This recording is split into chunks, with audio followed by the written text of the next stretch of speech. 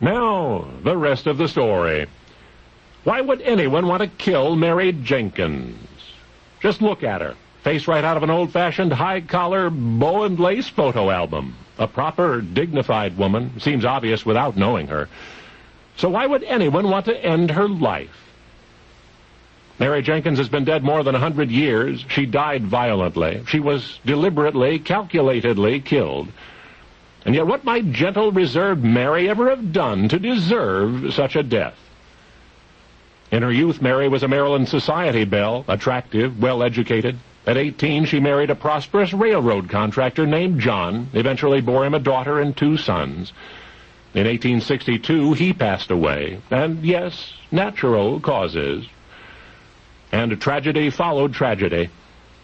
The Civil War transformed Mary's Maryland estate into a wasteland that left the 47-year-old widow with little but to abandon her country home and move to the city. Mary arrived in Washington, D.C. on the 1st of October, 1864. She had 9 months and 6 days to live. With what money she had, Mary purchased a 3-story house at 541 H Street, then placed an ad in the Washington Star, rooms for rent. There was no difficulty attracting boarders, mostly women at first, then an old friend of the family's who was now a member of the War Department, then a nice couple and their teenage daughter. One could not have gathered a more amiable group of people under the same roof. And pleasant and personable as any was Mary.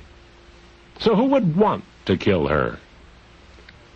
It would be impossible to picture Mary in an argument. She was quite a religious person, but not the sort to preach. She apparently had little interest in politics, no interest in other people's business. Let me take that back. At least once that we know of, Mary did express concern about the companions of one of her sons. The young men did not seem to be proper company, she said. Still, she allowed them to visit her son at the boarding house, and that is why Mary was killed.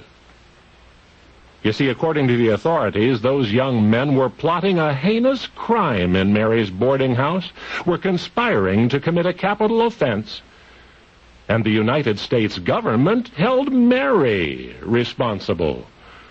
In fact, the President of the United States declared, quote, she kept the nest that hatched the egg. She ran the boarding house where the alleged conspirators occasionally convened, and for that reason, a frightened, bewildered Mary was summarily tried, convicted, and hanged. Is historically distinguished as the first woman ever executed by the U.S. government. In school, you were taught that a lone assassin, John Wilkes Booth, killed Abraham Lincoln.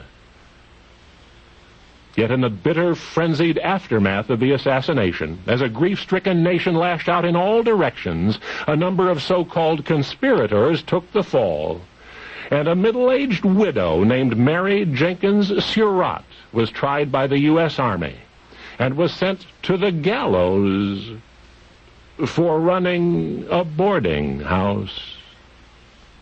Only now you know the rest of the story.